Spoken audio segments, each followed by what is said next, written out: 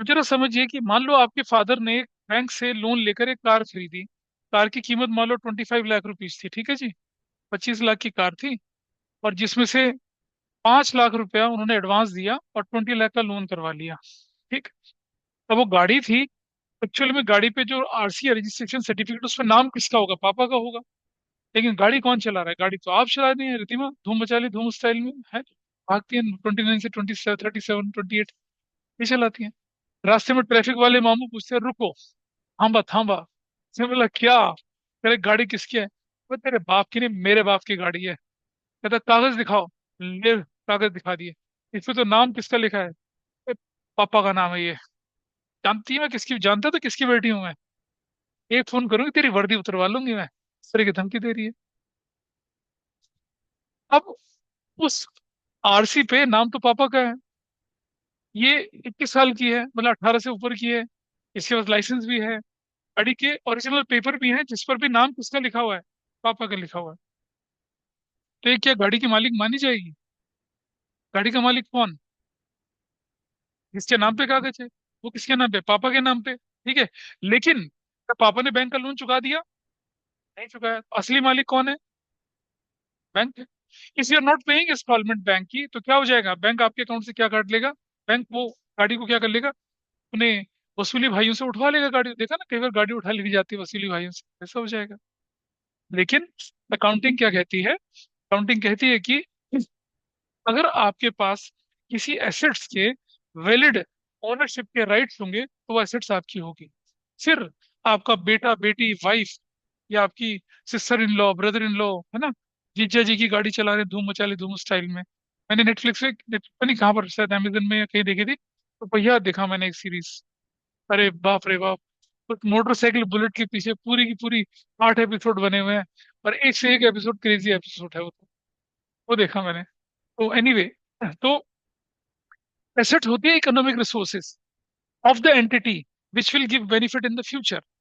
यानी कि गुड्स भी एसेट्स होती हैं, और जो machinery plant land building computer, वो भी हमारे लिए एसेट्स होती हैं।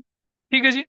तो अगर हम बोलें, ये वो क्या होती है जिन्हें हम एक्सप्रेस कर सकते हैं किसमें? इन टर्म्स ऑफ मनी में हम उसको एक्सप्रेस कर सकते हैं। जैसे लैंड हो गया, बिल्डिंग हो गया, प्लांट मशीनरी हो गया, फर्नीचर कुछ भी हो गया, ठीक है। Cash, bank balance, balance debtors भी। डेटर्स वो व्यक्ति जिनसे हमने पैसा लेना है, यानी कि anything having monetary value over which entity is has a legal right which will enable the firm to get economic benefit in the future, उसको हम एसेट्स बोलते हैं। तीन चीजें हमारे पास हैं, कि एक तो उसकी क्या होनी चाहिए? कोई मॉनेटरी वैल्यू होनी चाहिए। दूसरा, जिस पर आपका क्या होना चाहिए? लीगल राइट होना चाहिए। तीसरी चीज क्या होगी? उसका आपको फ्यूचर में बेनिफिट मिलेगा जब आप इस्तेमाल करेंगे। तो क्या कहलाती है? इसी को हम एसेट्स बोलते हैं। अब एसेट्स क्या होने चाहिए? ये बिजनेस ओन करे उसको, इसकी कुछ वैल्यू अटैच्ड हो, इसे एक्वायर करा जाए, उसे मेजरेबल टर्म्स में हम उसे लिख सकें, और उसका वो टेंजिबल इंटेंजिबल दोनों हो सकती है। ठीक है। उसको टेंजिबल इंटेंजिबल दोनों, और कहाँ लिखते हैं वो मैं बताऊंगा अभी, उससे ज्यादा फर्क नहीं पड़ने वाला। तो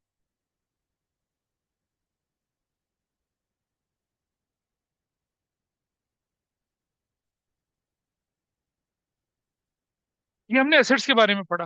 होपफुली आप लोग देख पा रहे होंगे, दोस्त वर ऑनलाइन। यस और ये सर। नोट्स है ना, अक्षिता अक्षिता सागरिका दोनों के पास ये नोट्स है ना? Yes sir. ठीक है जी। आगे चलते हैं जरा थोड़ा सा। वापस कैसे जाता है यार ये? हम्म, चल छोड़ो। अब आगे देखें जरा। अब एसेट्स को दो तरह से हमें क्लासिफाई कर रहे हैं हम लोग। एक को कहते हैं नॉन करंट एसेट्स, एक को कहते हैं करंट एसेट्स। तो जैसे हमने लायबिलिटी बोला था ना, बिल्कुल वही है। Non current assets, those assets which is acquired by business, किस काम के लिए? Not for resale. कुछ काम करेंगे, जैसे लैंड है, बेचने के लिए नहीं है। प्लांट है, मशीनरी है, बेचने के लिए नहीं है। क्या काम होगा उसका? बिजनेस में लगाएंगे, और बदले में क्या करेंगे? प्रोडक्शन करेंगे, उसको बेचेंगे मार्केट में और प्रॉफिट कमाएंगे। ये हमारा पर्पज होता है। किससे रिलेटेड है ये? नॉन करंट एसेट से पर्पज, ठीक है। नॉन करंट एसेट्स के एग्जांपल कौन से होते हैं? Fix assets. Non current investment आपके पास है, क्या है? ये एग्जांपल है, नॉन करंट इन्वेस्टमेंट है। लॉन्ग टर्म लोन्स हैं, एडवांसेस हैं, ठीक है। और इसके अंदर ये दो तरह की बेसिक फिक्स एसेट्स की जो दो कैटेगरी होती है, दो तरह की होती है। आप इधर बैठ जाइए आके। फिक्स एसेट्स दो तरह के बनते हैं आपके पास। एक को बोलते हैं हम लोग टेंजिबल, एक को बोलते हैं हम लोग क्या, इंटेंजिबल। अब जरा जानने की कोशिश करेंगे कि टेंजिबल क्या होता है और इंटेंजिबल क्या होता है, वो मैं आपको बता रहा हूँ, ठीक। अच्छा, किसी ने मैकडी देखा कभी, मैकडी? मैकडी, मैकडोनल्ड, मैकडी गए होंगे ना आप लोग? क्या जाते हैं वहां पर? वहां पर क्या मिलता है मैकडी में? तो मिलता होगा। क्या मिलता है बताइए? क्या मिलते हैं बोलो तो। बर्गर्स। बर्गर्स मिलते हैं। पिज्जा भी मिलता है मैकडी में? पता नहीं। नहीं मतलब। अच्छा, मैकडी का पिज्जा नहीं खाया? अच्छा, मुझे नहीं पता, होता नहीं होता होगा। चलो एक मजेदार चीज बताता हूँ आपको। मैकडी, तुम्हें लगता है कि बर्गर और पिज्जा बेच के, बर्गर और ये बर्गर की वैरायटी, फ्रेंच फ्राइज बेच के और कोल्ड ड्रिंक बेच के, मतलब वो इतना बड़ा मल्टीनेशनल बन गया होगा? हाँ? नहीं, आपको शायद मालूम नहीं है। मैकडोनल्ड्स का, मैकडी का जो रेवेन्यू मॉडल है वो क्या है, समझिए। सोचो, आपने देखा होगा ना नोएडा में there are many shopping complex, जहाँ पर क्या होता है, खाली खाली दुकानें पड़ी। ब्रह्मपुत्रा मार्केट तो भरी पूरी मार्केट है, लेकिन देखा ग्राउंड फ्लोर भरा है, ऊपर वाला फ्लोर तो फिर उसका भी खाली है। उसके आगे चले जाइए, गंगा शॉपिंग कॉम्प्लेक्स दिखता है, जहाँ बाहर बाहर की दुकानों में थोड़ी सी रौनक है, बाकी अंदर सोना अंधियारा पड़ा है। सोचो, अगर अंदर कहीं जाकर मैकडी खुल जाए, फिर क्या होगा? बढ़िया बोल रही है, चलेगा। सोचो, केएफसी, मैकडी, और एक और होता है वो लंबा झाड़ जैसा बर्गर बेचते हैं, वो क्या होता है वो, रेड, सब वे, सबवे। हाँ वो एक झाड़ू जैसे इतना लंबा सा बेचते हैं वो, सब वो सब चीजें अगर ये करें तो चार, मतलब पांच पांच की चेन अंदर की तरफ खुल जाए वो चेन, तब क्या होगा? इनफैक्ट मैकडी भी खुलेगा तो भी असर डालेगा। उसकी देखा देखी में क्या होगा, सब पे खुल जाएगा, उसकी देखा देखी में एक और केएफसी वाला भी खुल जाएगा, ठीक है, और बर्गर किंग भी खुल जाएगा। सब खुल जाते हैं वहां पर, मार्केट हब बन जाती है। तो चलो, ये तो मैंने बोला इंटीरियर में। मान लिया जाए सेक्टर 18 में कोई एक बिल्डिंग है जो नहीं चलती है, लेकिन रो ऑन द वे है, उसी में अगर क्या हो जाए मैकडी खुल जाता है, उसके बाद क्या होगा पता है? पड़ोस पड़ोस की दुकानों के किराए एकदम से स्टॉप हो जाते हैं, वैल्यू बढ़ जाती है जमीन की। मैकडी बड़ा चालाक है, वो सर्वे करता है पहले, ठीक है, देखता है कि कहाँ है जहां पर हमें रीजनेबल रेट पे क्या मिल पाएगा, दुकानें शॉप मिल जाएंगी, खरीदने के लिए मिल जाएंगी, ठीक। तो वो क्या करता है, जैसे वो दुकान खरीदने के पहले बताते नहीं कि कौन खरीद रहा है, वो दुकान की इंक्वायरी होती है, प्रॉपर्टी डीलर से, रियल एस्टेट एजेंट से, सबसे बातचीत होती है। फिर वो क्या करते हैं, मैकडी खरीदी, उसके आड़ोस पड़ोस की तीन चार दुकानें और खरीद लेते हैं, खरीद लिया। फिर बड़े धूमधाम से मैकडी का इनॉग्रेशन होता है। और जैसे ही मैकडी का इनॉग्रेशन होगा तो फिर क्या होगा, पड़ोस की जो तीन चार दुकानें, उनकी कीमत क्या हो जाएगी, अचानक से हो जाती है। फिर उन्हें बेच देते हैं वो। इतना तो मैकडी के ऑपरेशन से पैसा नहीं कमाते जितना एक एक दुकान को बेच के वो पैसा कमाते हैं। ये इनका रेवेन्यू मॉडल है, ये इनका तरीका है बेचने का, काम करने का तरीका है। ऐसे करते हैं लोग काम। तो मैकडी ने अगर दुकानें बेची, तो वो उसके लिए क्या थी, टेंजिबल एसेट्स थी। मैकडी का काम बर्गर बेचना है, दुकानें बेचना नहीं है। तो वो उसके लिए एसेट्स है, बेसिकली इन्वेस्ट करा उसने उसमें, ठीक है। तो मैकडी ने क्या करा, अगर टेंजिबल एसेट, उनको टेंजिबल एसेट्स कहते हैं जिन्हें आप छू सकते हैं, देख सकते हैं, महसूस कर सकते हैं। ये बोर्ड में वो देखो, सफलता की सीढ़ी रखी है वहां पर, वो भी क्या है, टेंजिबल एसेट्स है। ऊपर कैमरा टेंजिबल, जिस पर आप बैठे हैं क्या टेंजिबल एसेट्स है, पंखा टेंजिबल एसेट्स है, ये एसी टेंजिबल एसेट्स है, ठीक। अब ये एसेट्स ना कई तरह की होती हैं। जैसे फर्नीचर जिस पे आप बैठे हैं, ये टेबल जिस पे मैंने रखा है, ये फर्नीचर कहलाता है। अच्छा, कुछ फिक्सचर्स भी कहलाता है। Can anybody tell me what is fixtures? Furniture तो समझ में आता है, what is fixtures? Furniture and fixtures भी शब्द होता है, मैं आपको बताऊंगा अभी। फर्नीचर एंड फिक्सचर्स शब्द भी हम लोग क्या करते हैं, यूज करते हैं। तो बताइए तो जरा, फर्नीचर तो समझ में आ गया, बाद में पढ़ेंगे उसको, अभी रुक जाओ। मुझे वैसे ही बताइए, बुक आंसर को मत देखिए, किसको बोलते होंगे जो एग्जिस्ट नहीं करता? नहीं नहीं, ऐसा नहीं है, देखो। फर्नीचर, क्या बोले हम लोग, फर्नीचर, फर्नीचर तो समझ में आया। एंड फिक्सचर्स, नाम से पता चल रहा है, आपकी जो इलेक्ट्रिक वायरिंग लगी है वो, ये जो आपके परमानेंटली प्लेस हो गए हैं वो, इन्हें फिक्सर्स, पंखे ये फिक्सर्स हो गया, वो एसी वो फिक्सर्स हो गया, ट्यूबलाइट ये फिक्सर्स, वो लेजर डिस्को कैमरा लगा जो ऊपर, और डिस्को लाइट लगी है जो ऊपर वाली, वो लाइट भी क्या है, फिक्सर्स। इन्हें फिक्सर्स कहते हैं, ठीक है। तो फर्नीचर जो होता है मूवेबल होता है, फिक्सर जो होता है लग जाता है, आराम से नहीं निकालते उसको। तो वो सब चीजें भी आपके पास होती हैं। तो यहाँ देखिए, tangible assets, tangible assets having physical existence, जैसे क्या बोला हम लोगों ने यहाँ पर, लैंड बोला, बिल्डिंग बोला, मशीनरी बोला, कंप्यूटर बोला, फर्नीचर बोला, इक्विपमेंट बोला, फिक्चर्स भी बोला, फिजिकल एग्जिस्टेंस है ना उसकी। इंटेंजिबल एसेट्स होती है जिनकी कोई फिजिकल एग्जिस्टेंस नहीं होती है, बस सी करी जाती है, टच करी जाती हैं। जैसे patents, goodwill, trademarks, copyright, computer software, ये सारी की सारी क्या होती हैं, एसेट्स होती हैं। एक कंप्यूटर सॉफ्टवेयर जो होता है ये अच्छी खासी कीमत होती है। ठीक है। पेटेंट जानते हैं क्या होता है? आपने कोई इन्वेंशन करी, अभी किसी ने अल्फ्रेड नोबेल का नाम सुना है? अल्फ्रेड नोबेल, इधर आदित्य, अल्फ्रेड नोबेल, नहीं पता? अबे चांदनी चौक में, फतेहपुरी में जलेबी की दुकान है उसकी, अल्फ्रेड नोबेल की, फिरंगी जलेबी वाले के नाम से। सच्ची में? अब ऐसा कुछ नहीं है। किसको नहीं पता अल्फ्रेड नोबेल के बारे में? ऑनलाइन में सागरिका, अक्षिता, पीछे से दोनों, नहीं कोई भी नहीं। क्या चीज? अच्छा। हाँ, हाँ, नोबेल प्राइज का इन्वेंशन ही करा था, उसके नाम पे नोबेल प्राइज दिया जाता है। वो बंदा था, ही इन्वेंटेड एक्सीडेंटली डायनामाइट। डायनामाइट का इंप्रूव वर्जन आरडीएक्स है, रिसर्च डेवलप्ड एक्सप्लोजिव्स। ठीक है, और डायनामाइट का उसने उसका इन्वेंशन किया उसने। ठीक है जी। ये दो भाई थे, नोबल वन और नोबल टू। ठीक है, ऐसे करके होता था, एक भाई दूसरे शहर में रहता था, एक भाई इस शहर में रहता था। ठीक। इसने इन्वेंशन किया डायनामाइट का, और डायनामाइट को बेच बेच के सेकंड वर्ल्ड वॉर में खूब तबाही मची, डायनामाइट बेच बेच के इसने क्या कर दिया, भयंकर पैसा कमाया। ठीक है। अब अचानक क्या हुआ कि इसके भाई की डेथ हो गई, और न्यूज़पेपर ने पता क्या लिखा? मौत का सौदागर मौत के पास गया, मौत का सौदागर मर गया, ऐसे लिखा। ठीक है, ट्रेडर ऑफ डेथ। इसको बड़ा मतलब अंदर से गिल्ट फील हो यार, कि मैं मरने के बाद मुझे मौत का सौदागर लोग बोलेंगे। दो he used to give charity, numerous charity दिया करता था, लेकिन वो बात उससे पिंच हो गई। भाई के मरने पे लोगों ने सोचा कि ये मौत का सौदागर मारा गया, ऐसा करके बोला। He donated all of his property and created a Nobel prize trust. Peace का, फिजिक्स का, केमिस्ट्री का, मेडिकल का, ये सब नोबेल प्राइज उसने क्या करना शुरू कर दिया, ये सब उसने देने शुरू कर दिया। हाईएस्ट वैल्यू उसकी होती है। इकोनॉमिक्स का Nobel prize royal Swedish bank देता है, वो नोबेल ट्रस्ट नहीं आता इकोनॉमिक्स का। तो ये उसने काम किया। ठीक। अब आप जरा देखिएगा कि जो आपका डायनामाइट का जो पेटेंट था, जिसको बेच बेच के इसने क्या करा, पैसा कमाया, वो एक इंटेंजिबल एसेट्स थी उसके लिए। ठीक है।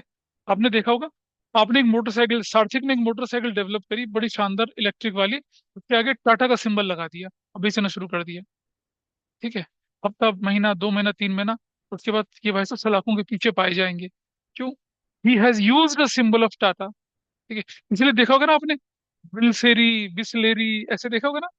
बिस्लेरी फैमिली के लोग देखे आपने, आजकल मीम चलता है एक अच्छा खासा, है ना, बिलसेरी, बिस्लेरी ऐसा करके चलता है। तो भाई, ये जो बिस्लेरी है, ये ट्रेडमार्क है उसका, ट्रेड उसका नेम है, उसको कोई और यूज नहीं कर सकता है। ठीक है। तो जो पेटेंट हो गए, ट्रेडमार्क हो गए। ट्रेडमार्क किसे कहते हैं? ये जो जैसे टाटा का सिंबल है, आपके रिबॉक का सिंबल है, एडिडास का सिंबल है, ये सब, इसने केल्विन केलिन का जो इसने आगे लगा रखा वो वाला देखिए, ये सिंबल है आपका, ये सब क्या कहलाते हैं? आपके ट्रेडमार्क कहलाते हैं। कॉपीराइट क्या होता है? अगर आप अपनी बुक खोलें, जरा देखो, बुक खोलें, बस किसी के पास book, someone is carrying the book. आपकी बुक में अगर एक जगह पे देखो, यहाँ लिखा रहता है, अगर आप देख पाए तो इधर, ये यहाँ लिखा हुआ है सी, लिखा है सी करके, सी, यहाँ देखिए सी, कॉपीराइट ऑल राइट रिजर्व्स, फिर एक बड़ी सी लाइन लिखी है, without permission of publisher author कुछ नहीं किया जा सकता। तो जो जो प्रिंटेड टेक्सचुअल मटेरियल होता है, लिटरेरी वर्क होता है, उस पर क्या मिलता है? कॉपीराइट मिलता है। बिल्कुल होते हैं भाई, कंपनी नेम के ट्रेडमार्क होते हैं, एक्सेंचर का ट्रेडमार्क होता है।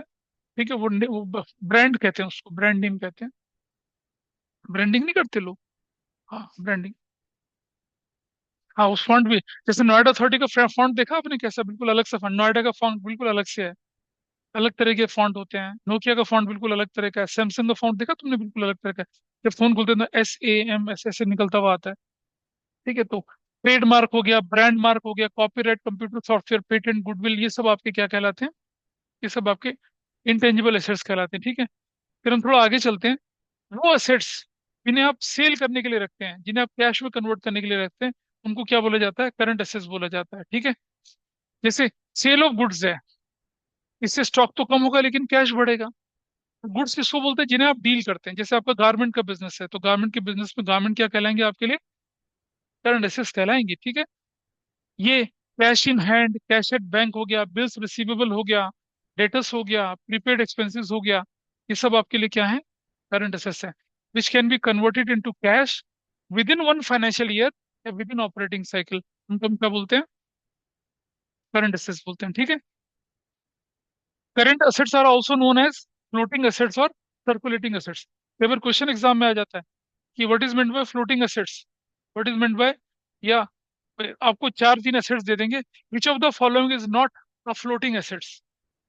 आपको बोल दिया cash in hand, bank balance और प्रीपेड एक्सपेंसेस, और बोल दिया आपके पास कॉपीराइट। तो आपको कैसे जब आपको पता ही नहीं होगा फ्लोटिंग एसेट्स क्या होते हैं, तो आप कैसे जिक्र करेंगे उसका? ठीक है जी। सबने प्रेजेंट कर दिया अपने आपको क्लास ग्रुप पे?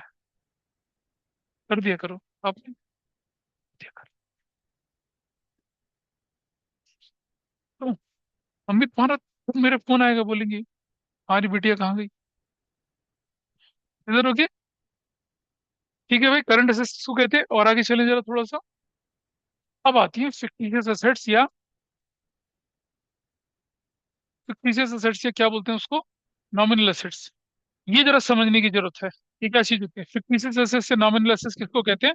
ये मैं आपको एक एग्जांपल की मदद से समझाऊंगा। थोड़ा सा टेक्निकल है ये, लेकिन इतना भी टेक्निकल नहीं कि आप उसे संभाल पाए, ठीक है। देखते हैं जरा।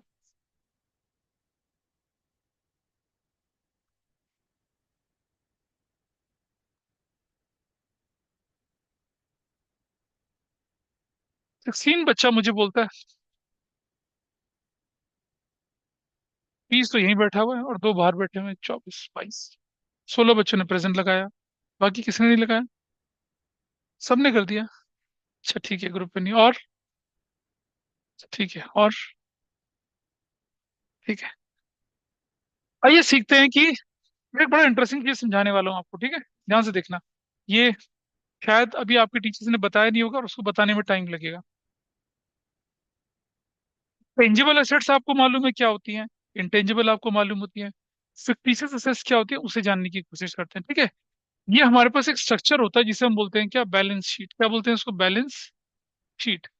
अभी बताया था मैंने बैलेंस शीट किस तरह से होती है, बैलेंस शीट इस तरह से होती है, ऐसे करके, ऐसे बैलेंस शीट हमारे पास है। और यहाँ हम लोग लिखते हैं इस तरफ हम लिखते हैं सारी लाइबिलिटीज, लाइबिलिटीज। यहाँ लिखा जाता है रुपीज, यहाँ लिखा जाता है एसेट्स, यहाँ लिखा जाता है रुपीज। यहाँ यहाँ यहाँ मैंने बोला कैश है मेरे पास 5 लाख का, फिर मैंने बोला मेरे पास स्टॉक है कितने का, 15 लाख का, फिर मेरे पास लैंड है कितने का, मेरे पास 10 लाख का, फिर मेरे पास है मशीनरी, मशीनरी मेरे पास है मान लो 12 लाख की। भाई टोटल कितना बनता है जरा मुझे बताइए, what is the total? 20 30 42, total कितना बना मेरे पास? 42 लाख का। बड़ा कुछ अनयूजुअल है इसमें? नॉर्मल है? इस तरफ चलें। हमने बोला था ना मैथमेटिकली एसेट्स और लायबिलिटी दोनों बराबर होनी चाहिए, अकाउंटिंग क्वेश्चन की बात करी थी पिछली क्लास में, दैट शुड बी इक्वल। आ जाइए, यहाँ लिखा हम लोगों ने कैपिटल 30 लाख की, ठीक है। हमने लिखा क्रेडिटर्स, क्रेडिटर्स कौन होते हैं हमारे लिए, लिखने की जरूरत नहीं है इसको, 10 लाख के। और हमने लिखा बिल्स पेबल, बिल्स पेबल भी हमारे लिए क्या होती है, लायबिलिटी होती है 2 लाख की। टोटल कितना हो गया? 42 लाख। बोलिए, अकाउंटिंग मैथमेटिकली दोनों एसेट्स और लायबिलिटी दोनों बराबर बराबर आ गई, ठीक है जी, इज इट फाइन? चलो अब एक चीज ध्यान से देखेंगे जरा, क्या करना है जरा ध्यान से देखेंगे। मैंने क्या किया, ये जो 15 लाख का मेरा स्टॉक है, इसमें से 5 लाख का स्टॉक मैंने 7 लाख में बेच दिया, तो क्या होगा बताइए मुझे। 5 लाख का स्टॉक मैंने कितने में बेच दिया, कितने बेच दिया? 7 लाख में बेच दिया। इसका नतीजा क्या निकलेगा बेटा, समझना जरा। ये जो 15 लाख है यहाँ से, ठीक है, ये 15 लाख, और ये यहाँ से, अब जरा देखिए क्या होगा। तो मेरा स्टॉक कितने का था? 15 लाख का था ना। मैंने माइनस कर दिया कितना, 5 लाख, तो मेरे पास स्टॉक की वैल्यू कितनी आएगी बताइए? 10 लाख रहेगी। और कैश की वैल्यू कितनी थी मेरे पास पहले? हाँ, 5 लाख, ठीक है। अब मेरे कैश में कितना जुड़ जाएगा? 7 लाख जुड़ जाएगा। ये वैल्यू कितनी हो जाएगी? 12 लाख। क्या समझ पा रहे हैं इस बात को? स्टॉक माइनस कर दिया क्योंकि बेच दिया, लेकिन बदले में कैश 5 नहीं, कैश बढ़कर आया कितना, 7 लाख। फायदा हुआ है नुकसान हुआ? बहुत नुकसान हो गया फायदा। ना। फायदा हो गया, कितने का फायदा हो गया, 2 लाख हम्म। का। और फायदा कहाँ रिफ्लेक्ट हो रहा है, कैश की फॉर्म में रिफ्लेक्ट हो रहा है। एज ए रिजल्ट इधर वैल्यू कितनी हो जाएगी अब, what should be the value here now, बताओ तो। 40, 40 कितना, 4 lakh. This value is 44 lakh. ये मेरे पास वैल्यू यहाँ पर 44 लाख हो जाएगी, ठीक है जी। अब हमने देखा कि every action has equal and opposite reaction वाली बात करते हैं हम लोग। अगर प्रॉफिट हुआ है तो किसको मिलना चाहिए, प्रॉफिट का हकदार कौन होता है, कौन। क्या प्रॉफिट में क्रेडिटर को दे दूंगा, ले भाई, बिल्स पेबल को, किसको ओनर। देंगे प्रॉफिट, ओनर को। ओनर को देंगे। ओनर को क्या रिप्रेजेंट करता है, कैपिटल। तो मैं क्या लिखूंगा यहाँ से, what I right here, 30 lakh, है ना, प्लस कर दूंगा क्या प्रॉफिट कितने का, 2 लाख। कितने का प्रॉफिट कर देंगे, 2 लाख। एज ए रिजल्ट कितना हो जाएगा, 32 लाख। ये वैल्यू कितनी हो जाएगी, 44 लाख। क्या इस बात को समझ पाए सब लोग, है ना। तो जब आप आगे अकाउंटिंग पढ़ेंगे ना, लोगों को गलतफहमी होती है कि मेरी गुड्स बिकी, तो जो 2 लाख है ना मेरा, 2 लाख मेरा वहां इसलिए, 2 लाख इसलिए नहीं गया वहां पर, प्रॉफिट जो हुआ वो तो कैश की फॉर्म में पड़ा हुआ है। उधर जो आप 2 लाख जोड़ रहे हैं, it is a balancing effect. बोलो, बैलेंसिंग इफेक्ट तो है। असली प्लस माइनस तो कहाँ हो रही है, यहाँ हो रही है। यहाँ से 5 गया और 7 बढ़ा, तो आपका जो प्रॉफिट है वो तो कैश की फॉर्म में पड़ा हुआ है। लेकिन ऐसा करने से ये साइड बढ़ जाएगी और ये साइड बढ़ जाएगी, और अकाउंटिंग क्या कहती है कि दोनों साइड क्या होनी चाहिए, इक्वल होनी चाहिए। तो मुझे क्या करना पड़ता है, प्रॉफिट को वहां डालकर जोड़ना पड़ता है। एज ए रिजल्ट मेरी कैपिटल बढ़ गई। मालिक बिजनेस से पैसा निकाल के नहीं ले जा रहा, वहीं रखता, कह रहा प्रॉफिट रख ले अपने पास ही। So now my amount is this, ठीक है। ये बात सबको समझ में आया। चलो, अब एक दूसरा एग्जाम्पल लेते हैं, ठीक है। अच्छा ये बताओ मुझे, ये एक साइड है, दो साइड है, मैथमेटिक्स में पढ़ा था ना, इक्वल टू के एक तरफ, इक्वल टू के दूसरी तरफ। अगर लेफ्ट हैंड साइड से उठा के किसी आइटम को राइट हैंड साइड पे ले जाऊं तो क्या हो जाता है, साइन बदल साइन। जाता है, माइनस हो जाता साइन। है। लेफ्ट हैंड साइड से राइट हैंड साइड पे उठाऊं तो क्या हो जाएगा, साइन बदल जाएगा। यहाँ भी ऐसे ही होता है। अगर मैं यहाँ से आइटम उठा के वहां ले जाऊं तो क्या हो जाएगा, नेगेटिव हो जाएगा। अगर मैं इस प्रॉफिट को यहाँ से उठा के उस तरफ करता हूँ तो यहाँ क्या दिखेगा, नेगेटिव दिखेगा। ये ध्यान रखना, लायबिलिटी और एसेट दोनों उल्टे होते हैं एक दूसरे के, ठीक। चलो अब हम एक और काम करते हैं, देखिए, ठीक है। ध्यान से देखना, हम सब चीजों को बदल रहे हैं, सबको एज इट इज कर रहे हैं, पुराना का पुराना जैसे पहले था वैसे ही कर देते हैं। तो हम एक नए तरीके से सोचते हैं, जो था बिल्कुल एज इट इज है। हमारे पास पुरानी कैश, पुराना सब कुछ एज इट इज रहेगा। ये हमारे पास सारी सिचुएशन एज इट इज आ गई, ठीक। अब मैंने क्या किया, अब मैंने एक काम किया यहाँ पर कि ये जो मेरे पास थी 15 लाख की थी, अब मैंने क्या किया, 5 लाख रुपए का क्या बेचा, स्टॉक बेच दिया। बेच दिया, बेच दिया 5 लाख का स्टॉक। ये देखिए आपके सामने 5 लाख का स्टॉक बेच दिया, ठीक है। और एज अ रिजल्ट अब मेरे पास स्टॉक की वैल्यू कितनी आ गई, 10 लाख आ गई। मेरे पास कैश कितने का था देखिए, मेरे पास कैश कितने का था, ऑलरेडी 5 लाख था। अब जो मेरे पास कैश 5 लाख था, मैंने यहां से माइनस करा, कितने का, सॉरी, प्लस करा मैंने यहाँ पर। 5 लाख का स्टॉक मैंने कितने में बेच दिया, 3 लाख में बेच दिया, खराब हो गया था, बेच दिया। तो मैंने क्या कर दिया, 3 लाख यहाँ जोड़ दिया। एज अ रिजल्ट अब मेरे पास कैश कितने का हो गया, 8 लाख। एज अ रिजल्ट यहाँ क्या फर्क पड़ेगा, ये वैल्यू कितनी हो जाएगी, समझ पा रहे हैं क्यों होगी। 40। This value, this value is 40 lakh. This value is 40 lakh, ठीक है। 5 लाख की चीज 3 लाख में बेची, फायदा हुआ या नुकसान हुआ, who loss will off. Bear this loss, who will bear this loss, owner. Owner. तो मैं कैपिटल को क्या करूंगा, यहां से उठाऊंगा, ठीक है जी, यहां से उठाया, और कितना लिखा मैंने, 30 लाख यहाँ लिखा, माइनस कर दिया क्या, लॉस, कितने का, अबे कैसी टू बात कर लाख रहे, 2 लाख का, 2 लाख का। एज ए रिजल्ट मेरी वैल्यू कितनी आ गई, 28 लाख आ गई। एज ए रिजल्ट ये वैल्यू कितनी हो गई, 40 लाख। 40 लाख हो गई, करेक्ट। तो आपको प्रॉफिट लॉस का फर्क पता चल गया, ठीक है जी। इज दैट ओके, कोई डाउट तो नहीं लग रहा किसी को, सम डाउट इज देयर, क्या समझ में नहीं आया बता।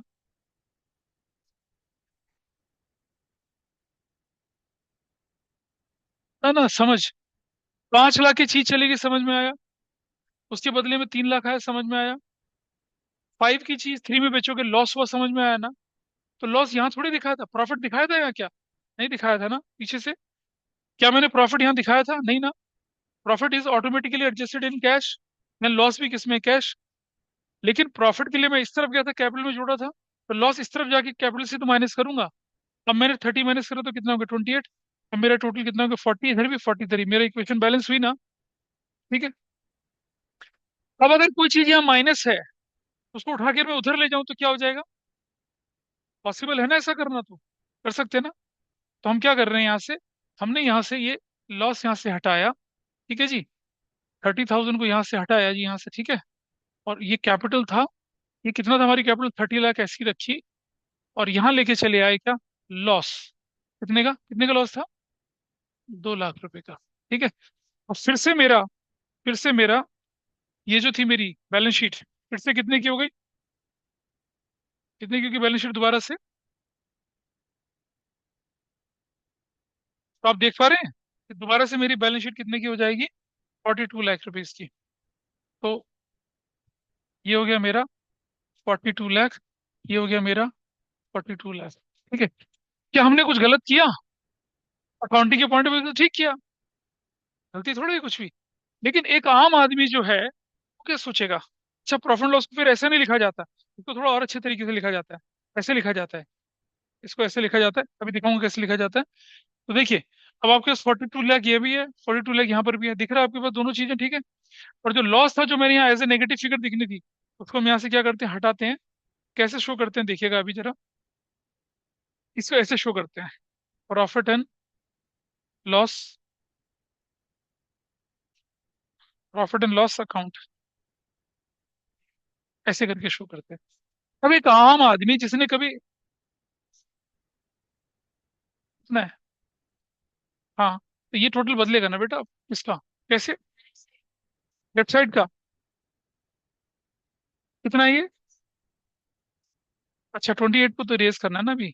ये हटा देते ना यहाँ से। अब देखिए, अब कितना अभी भी गलत है। कैसे? अब तो ठीक है, अब तो ठीक है। तो मैंने क्या किया, अपना जो लॉस था उसको कैपिटल से नहीं माइनस किया, उठा के कहाँ ले आया, एसेट साइड में। बताइए मुझे, क्या ये प्रॉफिट एंड लॉस रियल में मेरी एसेट्स है? ऑनलाइन में बताइए मुझे, इज इट माई एसेट? नहीं है। ये वो, जैसे कैश मेरी एसेट्स है, स्टॉक मेरा एसेट्स है, लैंड मेरा एसेट्स है, मशीनरी मेरी एसेट्स है। It is not my asset, but it is shown in which side, asset side, because of some accounting adjustment. तो भाई ऐसी एसेट्स को क्या बोला जाता है? ऐसी एसेट्स का नाम होता है क्या? इसका नाम होता है फिक्टिशियस। क्या बोलते हैं उसको? फिक्टिशियस एसेट्स बोलते हैं। क्या होती हैं ये? फिक्टिशियस एसेट्स होते हैं। फिक्टिशियस एसेट्स कुछ नहीं है, they are the losses which are not written off. वो लॉसेस है जिन्हें हमने हमने खत्म नहीं किया। अगर मैं कैपिटल से माइनस कर दूंगा तो क्या हो जाएगा, खत्म, लॉस कुछ नहीं था। सो fictitious assets are those assets which are shown in balance sheet asset side due to some accounting adjustments. They are neither tangible nor intangible assets.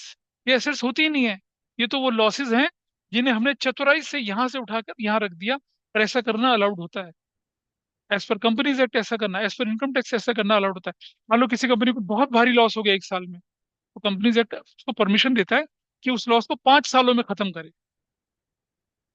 तो अब हमने क्या किया, यहाँ से माइनस करूंगा तो दिख जाएगा ना सबको। हमने क्या करा, उसे इस तरफ दिखा दिया। ये होते हैं अनरिटर्न ऑफ लॉसेस, इन्हें बोला जाता है फिक्टिशियस एसेट्स। तो जो आपके सामने अब डॉक्यूमेंट आएगा क्या, ये रहा। क्या लिखा है, पढ़िए जरा क्या लिखा है। They are some expenditures which are not fully charge to profit and loss account, मतलब प्रॉफिट लॉस से उसको माइनस नहीं किया, which actually within the year in which they actually take place, but are written off gradually in the subsequent years. As long as these expenditure are not written off completely, they are shown as what, fictitious assets. जब तक उन्हें खत्म नहीं करेंगे तब तक क्या दिखते रहेंगे वो, fictitious assets की फॉर्म में दिखेंगे। ठीक है, इज इट क्लियर? अब समझ में आया fictitious assets क्या होता है? These are the unwritten of losses which are shown in the balance sheet asset side due to some accounting adjustments. Unreturned of losses हैं। लॉस कैसे राइट ऑफ करते हैं, कैपिटल से माइनस करते हैं, प्रॉफिट लॉस अकाउंट में डाल के। नहीं करा आपने minus, it is permissionable as per companies act. Permission है आपको ऐसा करने की, होता है ऐसा करना, ठीक है। चलें आगे थोड़ा सा। This is fine. चलो थोड़ा सा और देखें जरा। अभी कंपनीज एक्ट के हिसाब से आई क्या देखो। करंट असेट्स कौन सी होती हैं भाई? It is expected to be realise sale और consumption within the operating cycle. पिछली क्लास में ऑपरेटिंग साइकिल की बात करी थी।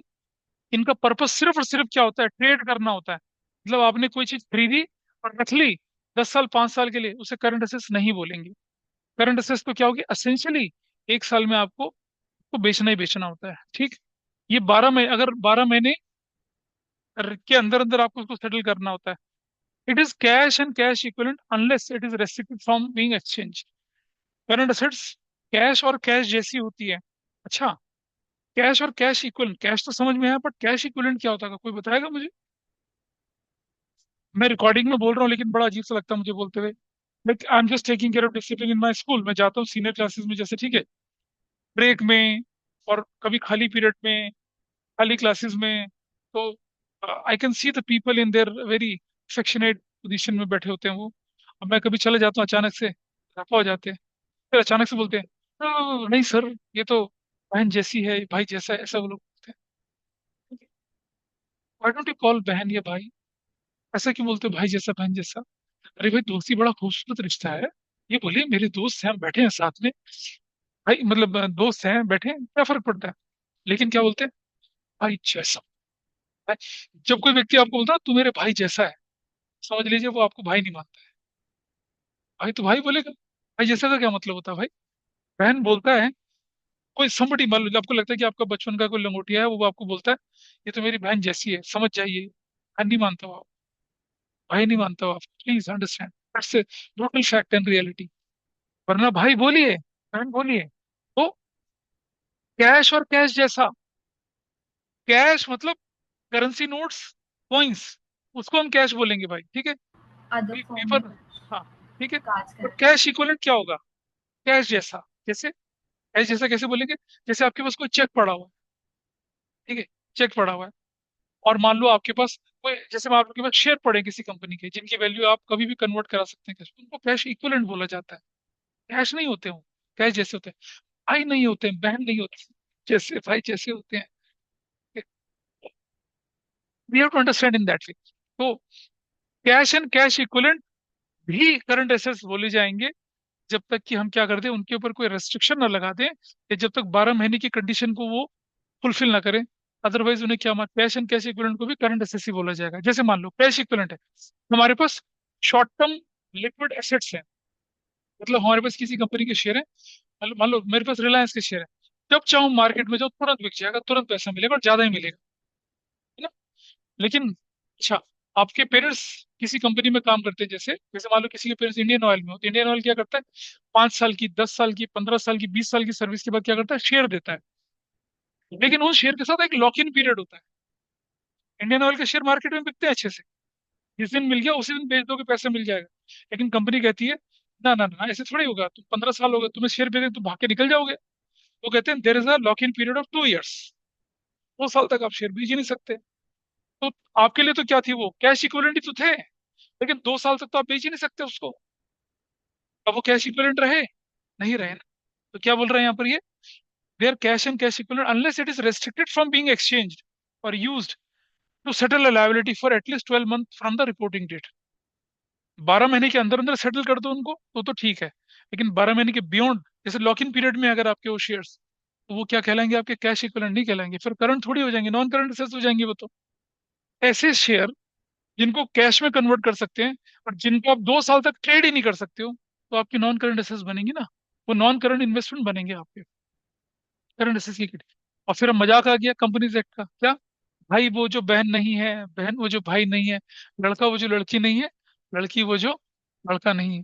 तो करंट एसेट्स क्या होती है, जो नॉन करंट एसेट्स नहीं होते हैं, ऐसा बोला, ठीक है। आइए, अब थोड़ी मजेदार चीजें हम सीखने जा रहे हैं, ठीक है, ध्यान से देखना जरा।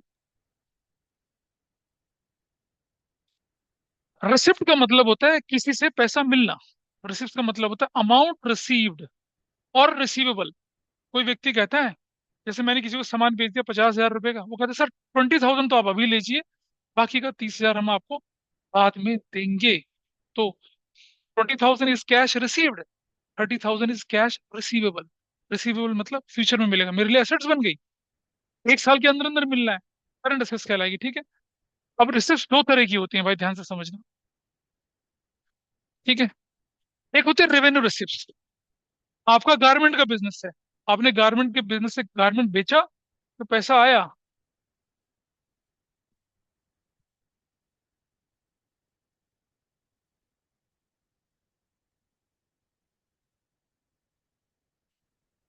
हाँ, इसी यादों में तुम तो भूल रहे हो ऐसे ऐसे। है, इनको किसी ने वादा किया था कि, बोलो, शेयर इनके ऊपर, वादा था उनका कि ख्वाबों में आएंगे, वादा था उनका ख्वाबों में आएंगे, और हमारे खुशी की नींद ना आए तो मैं क्या करूं। भाई रात भर जागते रहे, अब नींद आ रही है उनको। हाँ, क्या झूल रहे हैं ऐसे करके यार। बढ़िया ना, खाना खा के आते हैं, एसी चल रहा होता है, और मेरी आवाज में बेसुरा सुर चल रहा होता है यहाँ पे, तो नींद नहीं आएगी तो क्या आएगी। जागो मोहन जागो, है ना, सपनों में नहीं आता कोई। यहाँ देखिए, रेवेन्यू रिसिप्ट, गुड्स, हमने हमने गारमेंट को बेचा, बेच दिया और पैसा कमाया, उसे कहते हैं रेवेन्यू रिसिप्ट। क्या हुआ, amount receive from sale of goods and services और बोथ, जिनमें हम डील करते हैं उनसे, ठीक है। Amount receive from sale of goods और सर्विसेज, ठीक है, दीज रेवेन्यू, ये रिकरिंग नेचर के होते हैं, बार बार होने वाले होते हैं, ठीक। ये मेरी क्लास है, आप मेरे स्टूडेंट हैं, आप मुझे फीस देते हैं, इधर रेवेन्यू रिसिप्ट और कैपिटल रिसिप्ट। रेवेन्यू रिसिप्ट है, फ्रीक्वेंटली मिलेगा मुझे। मैं दुष्ट व्यक्ति, 3 इंस्टॉलमेंट लेता हूँ, लेकिन अगर मैं थोड़ा अच्छा इंसान होता तो मैं शायद आपसे मंथली लेता, है ना, ऐसे ही होता है, ठीक है। तो अगर मुझे कोई मंथली मिल रहा है, 3 3 महीने में मिल रहा है, फ्रीक्वेंटली मिल रहा है, दिस इज रेवेन्यू रिसिप्ट। मैंने क्या किया, अपनी सफलता की सीढ़ी को बेच दिया, ठीक है।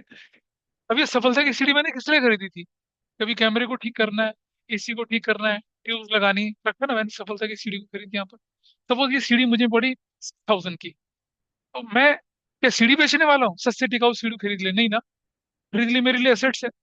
अब ये सीढ़ी मान लो मुझे नहीं ठीक लगी, मुझे लग रहा है इससे बड़ी सीढ़ी खरीदनी है, मैंने इस सीढ़ी को OLX में बेच दिया, और ये बिक गई मेरी 4000।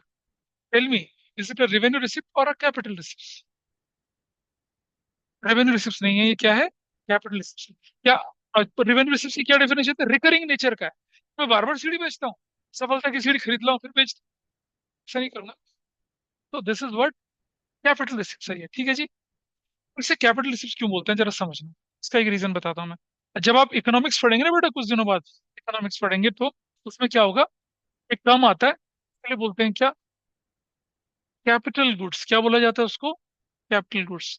क्या होती है कैपिटल गुड्स, जो कि जो कि आपके बिजनेस में, आपके बिजनेस को रेवेन्यू को जनरेट करने के लिए इस्तेमाल करते हैं। लैंड, बिल्डिंग, प्लांट, मशीनरी, इन सबको क्या बोला जाता है, कैपिटल गुड्स बोला जाता है। तो जब इन्हें कैपिटल गुड्स बोला जाता है, इसीलिए इनको बेचने से जो पैसा आएगा उसे क्या बोला जाता है, कैपिटल रिसिप्ट। इसका मतलब ये नहीं है कि कैपिटल बेच डाली, ना ना ना ना, कैपिटल गुड्स एक स्टैंडर्ड टर्म है, जिनको हम नॉन करंट एसेट्स बोल रहे हैं ना, फिक्स एसेट्स, उनके लिए कैपिटल गुड्स यूज होता है इकोनॉमिक्स में। तो क्या है ये कैपिटल रिसिप्ट, क्या होगी, अब आप समझे जरा। Amount received from sources other than revenue nature, goods को बेचने के अलावा जो पैसा आपके पास आया, जैसे देखिए, तो इसके अंदर क्या समझते हैं जरा, from sale of assets, sale of assets, आपने मशीनरी, फर्नीचर, लैंड, ये सब बेच दिया, तो आपको क्या मिल गया, आपको जो पैसा मिला उसको क्या बोलते हैं, कैपिटल रिसिप्ट बोलते हैं। दूसरा, आपके बिजनेस को गारमेंट बेच के पैसा मिलता है, लेकिन आपने क्या कर दिया, बैंक से 50 लाख का लोन ले लिया, बैंक से 50 लाख का लोन ले लिया। क्या 50 लाख का लोन, 1 करोड़ का लोन बार बार लोगे क्या, रिकरिंग नेचर नहीं है ना वो, एक ही बार हुआ ना, उसको भी कैपिटल रिसिप्ट बोलते हैं। तो जब हम किसी एसेट्स को बेच के पैसा कमाते हैं आते हैं, तो क्या बोलते हैं हम लोग, कैपिटल रिसिप्ट बोलते हैं। जब हम लोन लेते हैं, लोन का डिस्बर्समेंट हमारे अकाउंट में होता है, तो क्या बोलते हैं उसको, क्या बोलते हैं उसको, कैपिटल रिसिप्ट बोलते हैं। और ये किस नेचर की होती है भाई, नॉन रिकरिंग नेचर की होती हैं। किस नेचर की, नॉन रिकरिंग नेचर, वो क्या होती है, रिकरिंग नेचर की होती हैं, ठीक है। Example, sale of fix assets और इन्वेस्टमेंट को बेच के पैसा कमा लिया, ठीक है। अब मान लिया पार्टनर से पार्टनरशिप फर्म में, कौन है, पार्टनर्स, पार्टनर से पार्टनरशिप फर्म में, पार्टनर्स ने क्या करा, कंट्रीब्यूशन कर दिया कैपिटल का, तो पार्टनर जो कैपिटल कंट्रीब्यूशन करा बिजनेस में, वो भी क्या कहलाता है? कैपिटल रिसिप्ट कहलाता है। ठीक है। और amount by way of loan loan loan के थ्रू जो आपको पैसा मिलता है, वो भी क्या कहलाता है? आपका कैपिटल रिसिप्ट कहलाता है। मतलब और रेवेन्यू जनरेटिंग एक्टिविटीज जो पैसा है उसे रेवेन्यू रिसिप्ट बोलेंगे। उसके अलावा जो पैसा आएगा उसको क्या बोलते हैं? कैपिटल रिसिप्ट बोलते हैं। ठीक है जी। अच्छा, चलो थोड़ा सा और आगे चलते हैं। अब एक मजेदार चीज और आएगी, देखेंगे जरा। ये बहुत छोटा हो जाता है। ठीक। एक्सपेंडिचर देखते हैं क्या होता है। एक्सपेंडिचर होता है एनी अमाउंट स्पेंड और liability incurred for acquiring assets goods और सर्विसेज। मतलब आप चाहे एसेट्स खरीद लें, चाहे गुड्स खरीद लें, चाहे सर्विसेज एक्वायर कर लें, जो पैसा खर्च करेंगे वो एक्सपेंडिचर कहलाता है। ठीक है। हाँ, अभी क्या बताया मैंने आपसे कि आपके कोर रेवेन्यू जनरेटिंग एक्टिविटी के अलावा एसेट्स को बेच के जो पैसा है, तो वो भी रिसिप्ट ना, लेकिन वो रेवेन्यू रिसिप्ट नहीं है, कैपिटल रिसिप्ट है। क्यों? क्योंकि कैपिटल गुड्स के थ्रू आया, या आपने लोन ले लिया लंबे लंबे समय के लिए, वो भी आपके लिए कैपिटल रिसिप्ट कहलाएगा। बार बार नहीं होता, कभी कभी होने वाला आइटम, उसको कैपिटल रिसिप्ट बोला जाता है।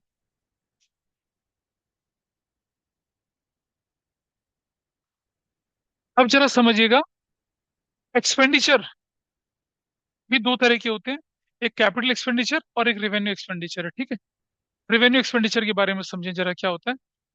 आपने गारमेंट की मैन्युफैक्चरिंग करनी है, कपड़ा खरीदने पे जो पैसा लगाया, दैट इज रेवेन्यू एक्सपेंडिचर।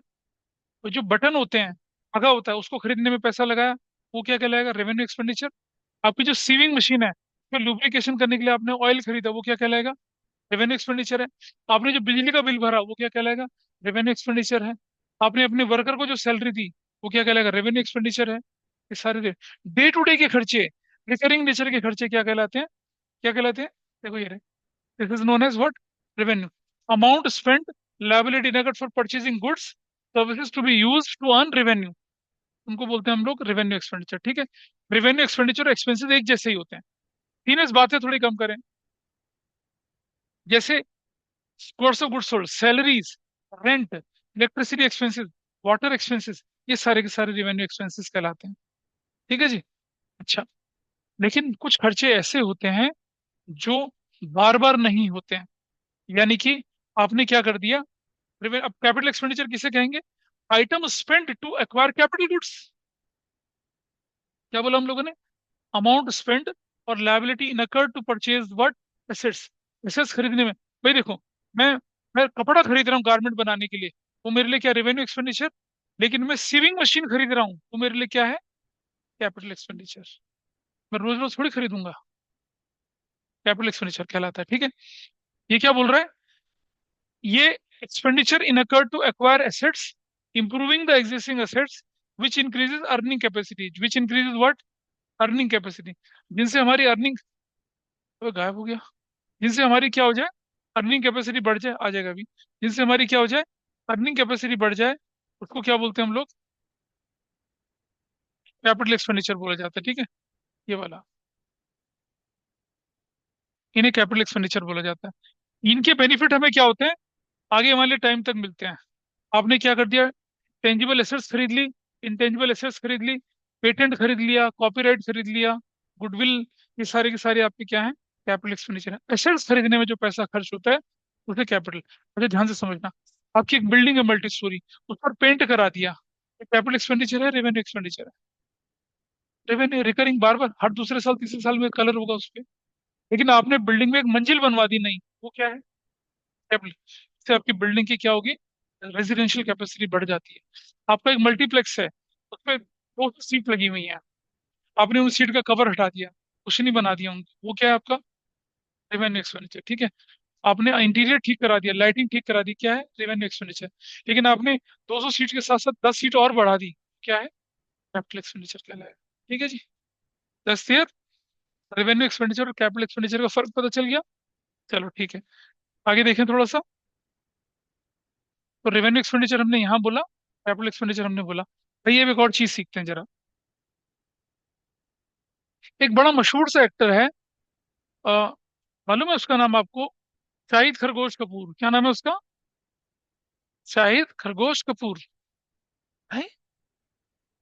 अरे, sorry to hurt the feelings, अगर किसी की है तो उसके प्रति। है? एक एक्टर है, शाहिद खरगोश कपूर, यही तो नाम है उसका। नहीं है? क्या नाम है? एक, नहीं पता, ये नहीं पता, असली नाम नहीं पता। कोई जानता है कौन है ये? हाँ, शाहिद खरगोश कपूर। अच्छा, खरगोश तो लगता है यार वो। अच्छा ठीक है। मैंने लास्ट ईयर बोला ये ना, तो एक एक है, मतलब डीपीएस की एक सीनियर है आपकी, वो बोली कुछ भी बोल देना सर, खरगोश मत बोलना, बता रही हूँ मैं आपको। मैंने कहा भाई ठीक है ठीक है, फिर खरगोश मत बोलना, बस बता रहा हूँ। मतलब बस तार जुड़े हुए इतने अच्छे से। मैंने कहा बूढ़ा हो चला, नीरज के पास चला गया, अब छोड़ दे उसको। नहीं सर, खरगोश नहीं बोलना, बस चाहे जो मर्जी हो जाए। मैंने कहा ठीक है भाई, नहीं बोलेंगे, हटा देते हैं भाई। तो चलो, यहाँ भी कोई निकल आया फैन उसका, ये ले। मैं तो गया ही नहीं। मना कर, इसका मतलब असली नाम यही है। हटा देते हैं चलो। ये लो, शाहिद कपूर एक व्यक्ति है आपके पास, ठीक है। आप क्या कराते थे आप? शाहिद कपूर, इस जैसे एक और भी है मेरे ख्याल से, चीता, चीता श्रॉफ, क्या नाम है उसका? टाइगर श्रॉफ, हाँ टाइगर श्रॉफ, है ना। अब मुझे बताइए, इसका जो बिल्ड है, वो खरगोश कपूर का ज्यादा अच्छा है, वो चीता कपूर का ज्यादा अच्छा है? दोनों का बिल्ड, मस्कुलर बॉडी किसकी ज्यादा अच्छी है ना? चीता श्रॉफ की ना, टाइगर श्रॉफ की, वही ना। तो क्या हुआ कि आपने टाइगर, अच्छा उसके बाद एक ऋतिक रोशन भी है, वो और ज्यादा, वो थोड़े से, अब थोड़ी सी उम्र ज्यादा हो चली, लेकिन फिर भी सलमान खान से तो ठीक ही है। तो वो क्या बोला था मैंने उनका, ऋतिक रोशन जो है ना, ठीक है। आपने क्या किया, आपने एक अपना साबुन बनाया नहाने का, और उसमें ऋतिक रोशन को शामिल, ऐड में शामिल किया। ऋतिक रोशन नहाता और कहता है, मेरी त्वचा का राज, ये मेरी खूबसूरती का राज क्या है, झकाझक साबुन, ऐसे करके ऐड करता है। ठीक है। I tell you one interesting story to you, थोड़ा सा इससे रिलेटेड ही है। निरमा वॉशिंग पाउडर जो था, लेट 90s तक इंडिया की 70% डिटर्जेंट मार्केट में उसका कब्जा था। ये सर्फ एक्सेल एक्सेल शुरू शुरू में बहुत चलते थे, निरमा के आगे पानी भरते थे सारे के सारे, कुछ नहीं। ठीक है। निरमा के वॉशिंग पाउडर में आपने देखा होगा, निरमा की सफेदी, दुनिया भर के जिंगल चलते थे उसके, सफेद कपड़ों में स्त्रियां कपड़े धो रही होती थी, सब ऐसा चल, सब कुछ बढ़िया चल रहा था, ठीक है, एवरीथिंग वाज फैंटास्टिक फाइन।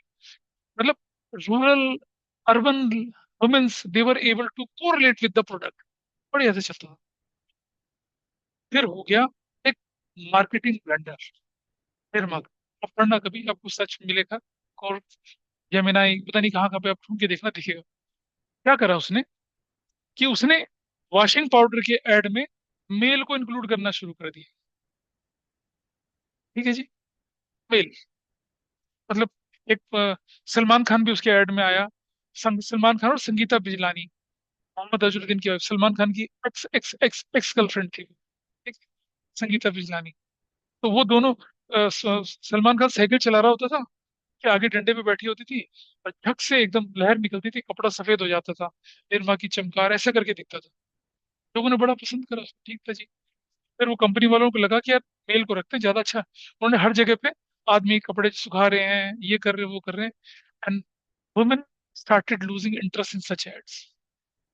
तो भाड़ में जा, ये क्या साफ, ये क्या सूप, ये क्या अपना डिटर्जेंट है, किनारा करना शुरू, धीरे धीरे धीरे सेल। पर Nirma could not visualize that decline. फिर वो घड़ी डिटर्जेंट आ गया, फिर दुनिया भर के और आने लग गए, and it lost the market. Marketing blunder कहलाता है ऐसा, ठीक। तो कभी भी प्रोडक्ट की मार्केटिंग करते समय आपको उसके इन इफेक्ट को ध्यान रख के चलना पड़ता है। तो यहाँ क्या होता है, कि आपने अपने प्रोडक्ट के लिए शाहिद खरगोश कपूर को हायर कर लिया, ठीक है जी। आपने बोला खरगोश, हम प्रोडक्ट को 3 साल तक चलाएंगे तो कितना लेगा? उसने कहा जी 3 करोड़ रुपया लूंगा मैं, 3 करोड़ रुपए लूंगा, एक साल में आपके लिए सिर्फ 3 दिन की शूटिंग करने आऊंगा। उनकी डेट्स होती हैं, आपने देखा होगा। कई फिल्म एक्टर बोलते हैं कि भाई हम ये मूवी इसलिए छोड़ गए थे क्योंकि हमें डेट नहीं मिल पाई थी इसकी, हमारे पास क्या हो गया था, इसकी डेट नहीं मिल पाई थी। डेट नहीं मिल पाई थी हमें, डेट की परेशानी होती है। तो शायद खरगोश कपूर ने बोला ठीक है भाई, 2025, 2026 और 2027 तक हम आपके प्रोडक्ट के लिए क्या करेंगे, नाचेंगे। हर करोड़ 1 करोड़, 1 करोड़ रुपया लगेगा साल का, 3 साल का 3 करोड़ रुपया। हमने कहा डन। क्या हम पैसा एडवांस देंगे उसको? ऑफकोर्स। पूरा का पूरा 3 करोड़ दे दिया, एग्रीमेंट साइन करा दिया, ठीक। 1 साल तक, अब आप देखिएगा जरा, ये आपकी बैलेंस शीट बन गई यहाँ पर, ऐसी बैलेंस शीट बनी है, ठीक है जी। ऐसी बैलेंस शीट बनी है आपकी, ये एसेट्स है आपके पास, ये क्या आपके पास है, लायबिलिटी। शाहिद कपूर आपसे 3 करोड़ रुपए ले गया, 1 साल 2025 में नाच गया, 2 साल अभी नाचेगा। तो आपके पास अभी 2 साल हैं जिसमें आपको बेनिफिट मिलने हैं, है ना। ये जो है ना एडवर्टीजमेंट का एक्सपेंस, कितना, 3 करोड़ रुपए का, it is a revenue expenditure. Product को एडवर्टीजमेंट करने के लिए खर्च करना पड़ता है, रेवेन्यू, रेवेन्यू एक्सपेंडिचर कहलाता है, ठीक है। लेकिन ये रेवेन्यू एक्सपेंडिचर ऐसा जिसका बेनिफिट 3 साल तक मिलना है। 1 करोड़ कहाँ दिखाएंगे आप, प्रॉफिट से माइनस कर देंगे अपना, दिखा देंगे। बाकी के 2 करोड़ को कहाँ दिखाऊंगा, बाकी के 2 करोड़ को मैं एसेट साइड में दिखाऊंगा, और क्या बोलूंगा मैं, डेफर्ड एडवर्टीजमेंट एक्सपेंस, ऐसे लिख के दिखा दूंगा, कितना, 2 करोड़। 2 करोड़ दिखा दिया, ऐसे दिखा दी मैंने यहाँ पे, ऐसे दिखा दिया 2 करोड़।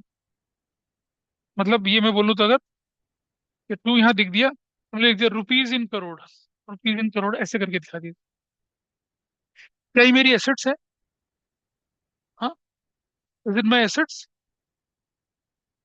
कैसे? क्या शायद तुम्हारा हो गया, 2 करोड़ देके तुम्हारा हो गया? नहीं ना, है तो वही। अच्छा मैं बताता हूँ एसेट्स क्यों नहीं है। अच्छा सुनो, ये तो शायद को हमने 2 करोड़ रुपए दिया था, ठीक है। और एक हमने एडवांस एक्सपेंसेस भी किया था, 1 लाख रुपए का, किसी के साथ कोई पैसा एडवांस दे दिया था।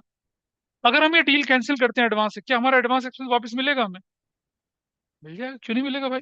एयरलाइंस के टिकट तक का पैसा मिल जाता है, ये क्यों नहीं मिलेगा? थोड़ा कट के मिलेगा। आपने कैंसिलेशन क्लॉज लगा रखा था, मिल जाएगा पैसा आपको।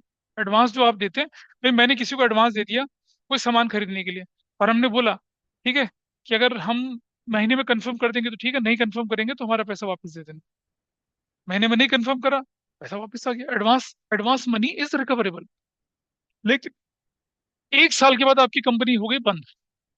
आपने कहा खरगोश भाई, तुझे 3 करोड़ रुपए दे रखा है, अब हम तो तुझे नचा नहीं पाएंगे 2 साल और। कहता है, भाई पैसा वापस नहीं मिलेगा। देगा क्या पैसा वापस? नहीं। इसने आपको 26 और 27 की पर्टिकुलर डेट दे दी थी। अगर आप डेट बुक ना करते तो क्या होता, ये किसी प्रोड्यूसर को देता, उनके यहाँ काम करता और ज्यादा पैसा कमाता। So this amount is dead cost, it is not recoverable in future. चाहे आप कॉन्ट्रैक्ट कैंसिल करें ना करें, वापस नहीं आ सकती है। तो ये भी किसका एग्जाम्पल है, फिक्टिशियस एसेट्स का एग्जाम्पल है ये, ठीक है। और ऐसा एक्सपेंडिचर, ऐसा revenue expenditure, benefit of which is to be received in subsequent future years, उसे कहते हैं हम लोग रेवेन्यू एक्सपेंडिचर। नहीं बोलते, कैपिटल भी नहीं बोल सकते उसको। कैपिटल तो तब बोलते ना जब शायद हमारा हो जाता, हमारे घर में पट्टा बांध के रखते उसको, कहीं नहीं जाएगा, और सोच पार्क में घुमाने ले जाते। नहीं, ऐसा तो नहीं है। तो कैपिटल एक्सपेंडिचर तो एसेट्स होती है ना, शायद is not year assets, assets तो नहीं है। और ये रेवेन्यू एक्सपेंडिचर भी कौन सा वाला है, उसका बेनिफिट 3-4 साल तक जाना है। और 3-4 साल बेनिफिट जाने वाले को कहते हैं डेफर।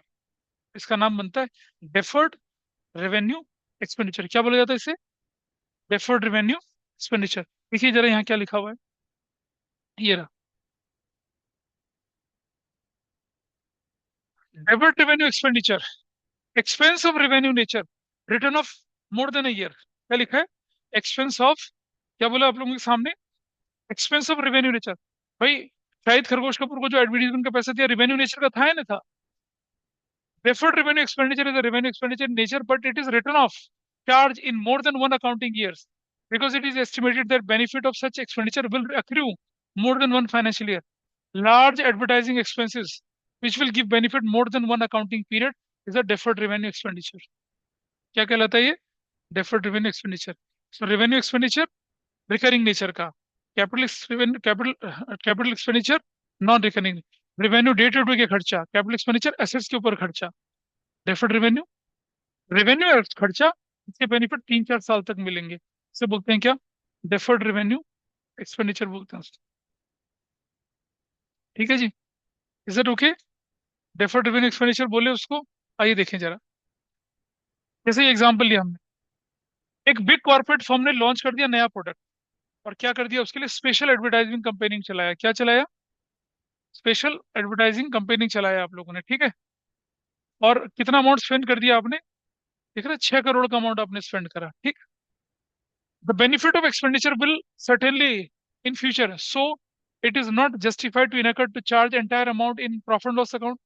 भाई जब मुझे मालूम है कि इसका बेनिफिट मुझे कितने, 6 करोड़ का बेनिफिट है मेरे पास, इसका बेनिफिट मान लो मैं बोलूँ 6 साल तक मिलना है, तो क्या मैं एक ही साल में डाल के खत्म कर दूं उसको? नहीं कर सकता ना। तो हमने क्या किया, this expenditure must be spread over a period for which the benefit is likely to lose. Suppose this expenditure cover 3 साल, 3 साल का है, तो क्या होगा, आ, यहाँ क्या होगा देखिए, 3 साल तक है। Mid of the expenditure 2 crore, तो कहाँ चला जाएगा? हर साल से चार्ज किया जाएगा प्रॉफिट लॉस से। Remaining amount which is not yet charge कहाँ दिखाया जाएगा? एसेट साइड में दिखाया जाएगा। क्या बोल के दिखाया जाएगा?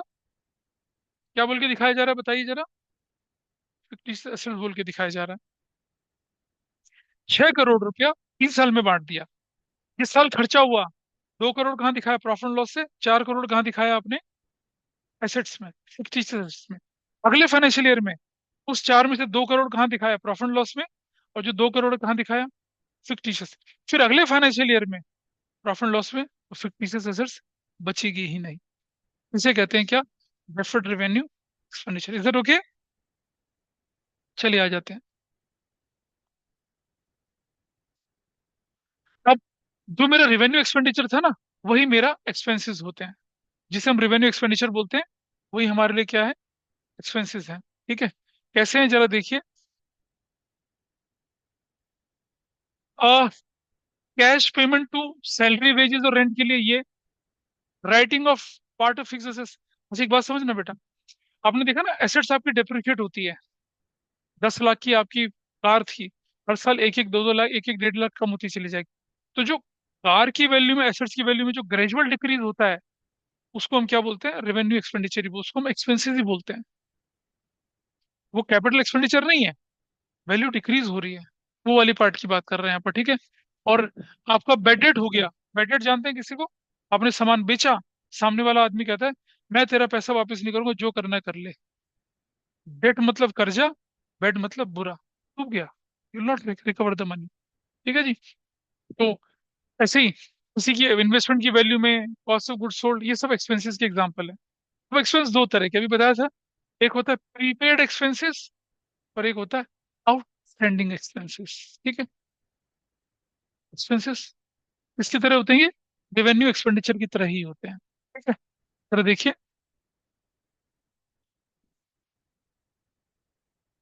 मान लिया जाए आपको किसी जगह पे रेंट पे रहना है। एक साल का किराया, एक साल, एक महीने का किराया 1 लाख रुपया, 12 महीने का किराया कितना? 12 लाख। आपने बोला ऐसा करो, 2 साल का किराया ले ले भाई, मेरे पास हर साल तुझे, मतलब मुझे हर महीने तुझे देने की नहीं है, तो 24 लाख हमने दे दिया। अब हम सिर्फ अभी यानी 24 मंथ के लिए आप उसके पास रहेंगे ना, लेकिन अभी आप सिर्फ एक महीना रहे हो, एक महीना रह गया, बाकी 23 मंथ्स का क्या हुआ? Prepaid expense. 2 महीने रह गए, 22 मंथ्स का क्या हो गया? Prepaid expenses. 3 महीने रह गए, 21 मंथ का। समझ पा रहे हैं? जब तक वो खत्म नहीं होगा तब तक आपके लिए क्या कहलाएगा? Prepaid expenses. और एक साल बाद आपने बोला भाई अब मुझे रहना ही नहीं तेरे घर में, ठीक है, नोटिस देके बोला, तो बाकी का पैसा आपको वापस मिलेगा। तो प्रीपेड एक्सपेंसेस जो होता है वो वापस मिल सकता है, लेकिन डेफर्ड रेवेन्यू एक्सपेंडिचर वापस नहीं मिलता, ठीक है। ये ध्यान रखिएगा, अभी बताया था आपको। इसी तरह से, इसी तरह से क्या है, expenses due in occurred not yet paid. मतलब आप किसी घर पे रहते हो किराए पे, ठीक है, और किराया आपको देना पड़ता है हर महीने की पहली तारीख को। पहली तारीख आ गई और आपने किराया नहीं दिया, तो क्या हो जाएगा? रेंट क्या कहलाएगा? आउटस्टैंडिंग कहलाएगा। आउटस्टैंडिंग मतलब ड्यू हो गया लेकिन अभी पे नहीं किया। तो आउटस्टैंडिंग एक्सपेंसेस क्या होते हैं? Expense that has been incurred but has not been paid. जैसे आपने क्या लिखा, फर्म के चार्टर्ड अकाउंटेंट की फीस थी 60,000 रुपीज, ऑडिट हो गया, आपने बोला भाई हम ना एक महीने बाद आपको पैसा देंगे, तो जो आउटस्टैंडिंग क्या कहलाएगा? आउटस्टैंडिंग ऑडिट फी कहलाएगा ही। तो कहाँ दिखता है ये? लाइबिलिटी साइड में दिखता है बैलेंस शीट की। प्रीपेड एक्सपेंसेस कहाँ दिखते हैं? बैलेंस शीट की एसेट साइड में दिखते हैं। एसेट्स है ना आपके लिए, आपको फ्यूचर में पैसा मिलेगा। और आउटस्टैंडिंग मतलब आउटस्टैंडिंग है, आपको फ्यूचर में ये देना पड़ेगा। ठीक है। हाँ। अब चलो, अब मेरा आपसे पूछना बनता है। अब बड़ी इंटरेस्टिंग चीज आ रही है, जरा ध्यान से देखिए। जरा मुझे बताइए, रेवेन्यू, इनकम, प्रॉफिट और गेन, इन चारों में डिफरेंस क्या होता है? कोई भी बताइए मुझे। सुना होगा ना आपने, ये तो टर्म्स फेमिलियर है। रेवेन्यू है, इनकम है, प्रॉफिट है और गेन है। बताइए, इसका डिफरेंस बताइए क्या हो सकता है। सोचिए। रेवेन्यू किसे बोलेंगे? नोट्स तो नहीं पढ़ेंगे भाई, बस नोट्स नहीं पढ़ना। नोट्स पढ़ेंगे तो समझेंगे नहीं। बताइए क्या होता है रेवेन्यू, क्या होता है इनकम, क्या होता है प्रॉफिट, क्या होता है गेन। बोलो बोलो, हाँ शाबाश। हाँ हाँ हाँ हाँ हाँ। और इनकम क्या होती है? अह, सब कुछ पता है ना मुझे, ऐसा थोड़ी होता है। ये पता वो नहीं पता।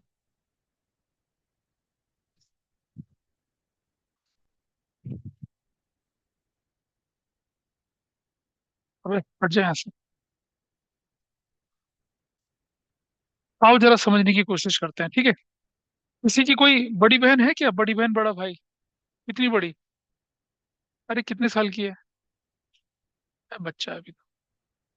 कितने साल की? अह, बहन।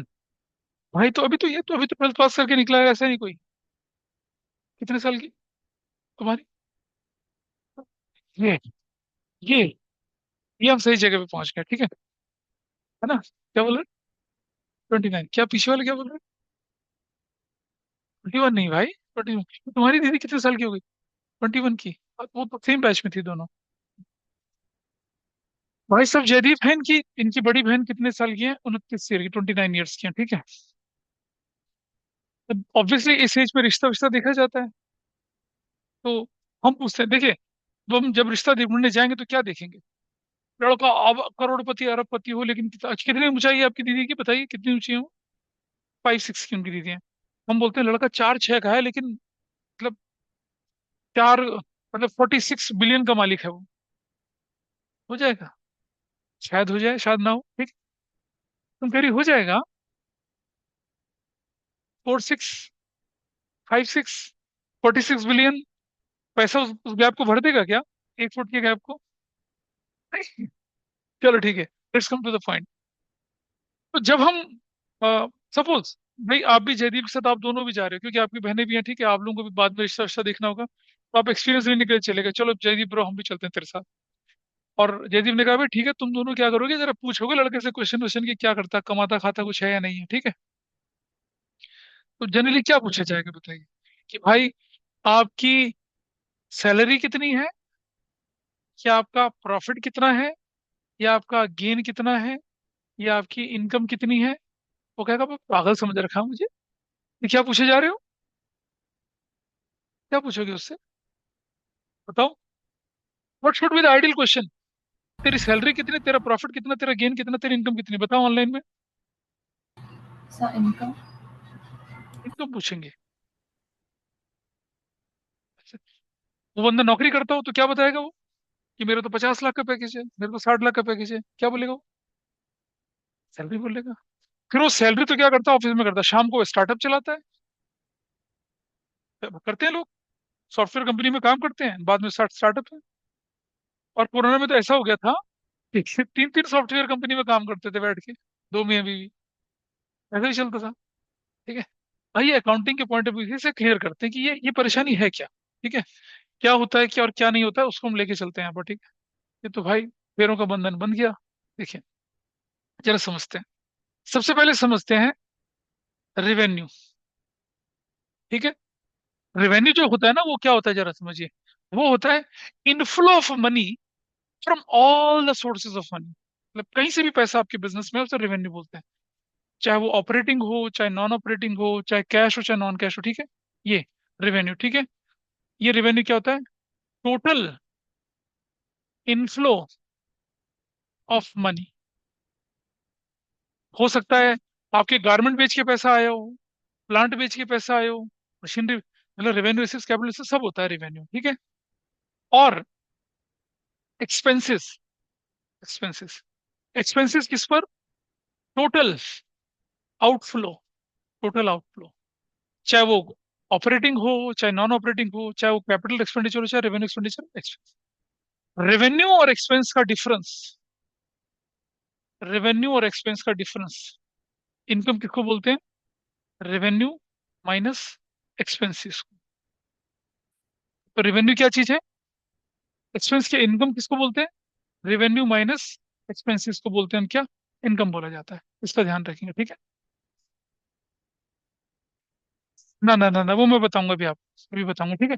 अभी मैं इसको थोड़ा ठीक करूँ, और मैं अभी एक और क्लैरिटी लेके आ रहा हूँ आपके सामने, ठीक है। तो हमने क्या बोला? हमने बोला आपके सामने कि इनकम जो होती है, अभी आपको समझ में आएगा, इनकम जो होती है वो किसके बराबर होती है? रेवेन्यू माइनस एक्सपेंसेस, ठीक है। रेवेन्यू दो तरह से होता है, एक कोर एक्टिविटीज से होगा, कोर एक्टिविटीज, और एक किससे होगा? नॉन कोर एक्टिविटीज, ऐसे करके, ठीक। ऐसी एक्सपेंसेस भी दो तरह का होता है, कोर एक्टिविटीज पर, कोर एक्टिविटीज पर, और किस पर होगा? नॉन कोर एक्टिविटीज पर होगा, ऐसे करके, ठीक। रेवेन्यू टोटल, टोटल एक्सपेंस क्या बन जाएगा? टोटल इनकम बन जाएगा, ठीक। अब जरा समझना, अगर मैं लेके चलूं आपके सामने क्या,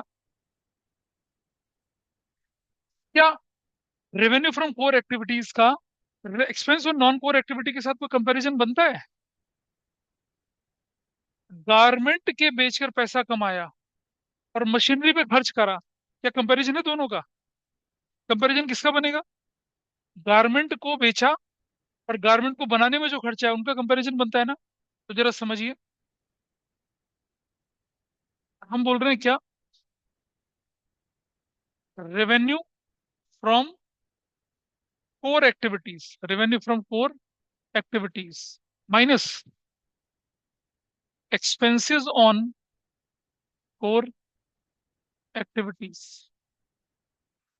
ये जो है तो नाम देते हैं हम लोग क्या? प्रॉफिट। क्या बोलते हैं इसको? प्रॉफिट। मतलब आपके धंधे से जो एक्सेसिव रेवेन्यू ओवर एक्सपेंस हो रही है, उसको बोलते हैं प्रॉफिट। गारमेंट का बिजनेस, उसको बेच के जो पैसा कमाया वो, उसको कमाने में जो खर्चा हुआ वो, उसका डिफरेंस कहलाता है प्रॉफिट, ठीक है जी। अच्छा, नंबर नेक्स्ट, गेन। बचा क्या? ये यूज हो गया, ये यूज हो गया, तो क्या बचा? किससे? रेवेन्यू फ्रॉम, किससे? Non core activities, non core activities minus expenses on non core activities, इसको क्या बोलते हैं? गेन बोलते हैं, ठीक। और प्रॉफिट प्लस गेन को मिला के बोलेंगे तो क्या बोलेंगे? इनकम बोलेंगे। तो जब आप दीदी के लिए रिश्ता ढूंढने जाएं तो क्या पूछेंगे उनसे? भैया इनकम कितनी है? ये नहीं पूछेंगे सैलरी कितनी है।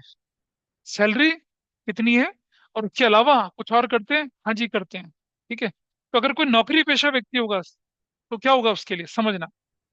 एक व्यक्ति जो कि किसी कंपनी में काम करता है, सैलरी, उसका रेवेन्यू देखें क्या क्या होगा? एक सैलरी होगा, स्टार्टअप चलाता है वो, क्या होगा? प्रॉफिट होगा। और फिर इनसे, फिर उसमें क्या कर रखा है? कहीं प्लॉट में, कहीं लैंड में पैसा इन्वेस्ट कर रखा है, उसको बेचेगा, उससे कमाएगा जो, वो क्या कहलाएगा उसके लिए? हाँ, गेन कहलाएगा ना उसके लिए।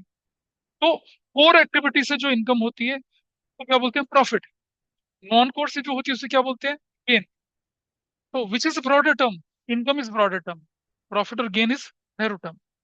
वो इनकम जो आप अपनी रेगुलर एक्टिविटी से कमाते हो, उसे प्रॉफिट बोला जाता है। वो इनकम जो आपकी नॉन रेगुलर एक्टिविटी से होता है, उसे क्या बोलते हैं हम लोग? गेन बोलते हैं। दोनों को मिलाएंगे तो क्या बोलते हैं उसको? इनकम बोलते हैं, ठीक है जी। आइए अब देखें जरा कि नोट्स में क्या लिखा है। तो नोट किया कहीं पर इसको? इसे नोट कर ले, नोट्स पे नहीं लिखा मैंने ये, बस नोट इट डाउन, ध्यान रहेगा। हाँ, डेफिनेशन क्या कहती है उसको हम देखेंगे, एसेंस आपको समझ में आई, ठीक है भाई। रेवेन्यू, एक्सपेंस, इनकम, प्रॉफिट और गेन, ठीक है। और गेन की डेफिनेशन है revenue earn from non core activities, incidental activities, abnormal activities, उन्हें गेन बोला जाता है। और प्रॉफिट क्या होगा? कोर एक्टिविटी से जो पैसा कमाए उसको बोलते हैं हम लोग। इसे नोट कर लें, दोनों ऑनलाइन में जो है। Yes, sir.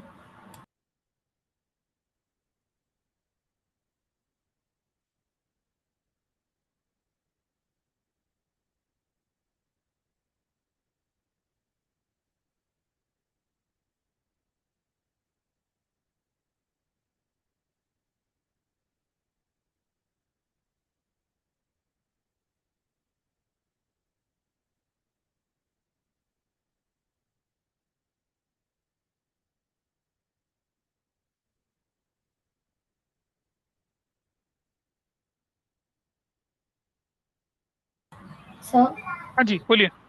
सर जो कोर एक्टिविटीज है वो मतलब रेगुलर एक्टिविटीज जो आपकी। हाँ जी, कोर एक्टिविटी का मतलब होता है आपकी, जैसे गारमेंट का बिजनेस है, गारमेंट को बेच के आप गारमेंट किससे रिलेटेड जो आपको पैसा कमाने वाली एक्टिविटी कोर बोलेंगे। और गारमेंट के अलावा अगर आप कंप्यूटर को बेच रहे हैं, बिल्डिंग बेच रहे हैं, प्लांट बेच रहे हैं, लैंड बेच रहे हैं, वो सब आपका नॉन कोर कहलाएगा।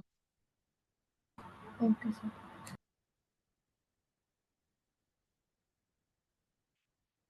हो गया जी, लिख लिया? बढ़िया आगे थोड़ा सा। अब हम देखेंगे कि हमारा लिटरेचर क्या कहता है, ठीक है, उसको जानने की कोशिश करेंगे। हाँ, इसे लिख लिया। ये आपके सिर्फ अंडरस्टैंडिंग के लिए, इसे एग्जाम में मत लिख के आना, नंबर नहीं मिलेंगे। क्यों नंबर मिलेंगे? किससे नंबर मिलेंगे? इससे। यहाँ देखिए, अभी समझ में आएगा। Excess of total revenue over total expenses क्या कहलाए? Revenue. Income is profit earn during an accounting period. In other words, difference between revenue and expenses termed as income. It is a broader term than profit. समझ में आया broader than profit क्यों है? It is broader term than gain. अभी समझ में आया क्यों बड़ी है ये? तो मैं सीधा लिटरेचर पढ़ाता हूँ, समझ में नहीं आती, ठीक है। अभी बाद में example. Income is revenue minus expenses. आ जाइए जरा यहाँ देखिए। Income earn from transaction related to business, अभी सीखा। क्या कहलाते हैं? Profit means income earn by business from its operating activity, activity carried out by the enterprise to earn profit. मतलब revenue from core activities, expense on core activities, उसका difference क्या कहलाएगा? आपको प्रॉफिट लिखना। इस तरह की डेफिनेशन है। प्रॉफिट को दो हिस्सों में बांटा जाता है, ग्रॉस प्रॉफिट और नेट प्रॉफिट। फाइनेंशियल स्टेटमेंट में बताया था ना, ट्रेडिंग अकाउंट बनाएंगे तो कौन सा प्रॉफिट निकलेगा? Gross profit. और अगर आप प्रॉफिट लॉस अकाउंट बनाएंगे तो क्या निकलेगा? Net profit. ये जरूरी नहीं, ऊपर वाला जरूरी है, ठीक है। और गेन किसको बोलते हैं? Income earn from transaction incidental to business, non core activity से जो आपको बेनिफिट मिलता है उसे क्या कहते हैं आप? क्या कहते हैं उसको? गेन कहते हैं। Gain is the increase in owner's equity resulting to something other than the day-to-day earning from irregular or non-recurring nature. Stating differently, it is profit that arises from transactions which are not the operating activity of the business but are incidental, as gain on sale of land, machinery or investment. ठीक है जी। Revenue non core, expense non core, उसका difference या फिर ऐसा आ जाए, ठीक है। और लॉस तो क्या होता है भाई?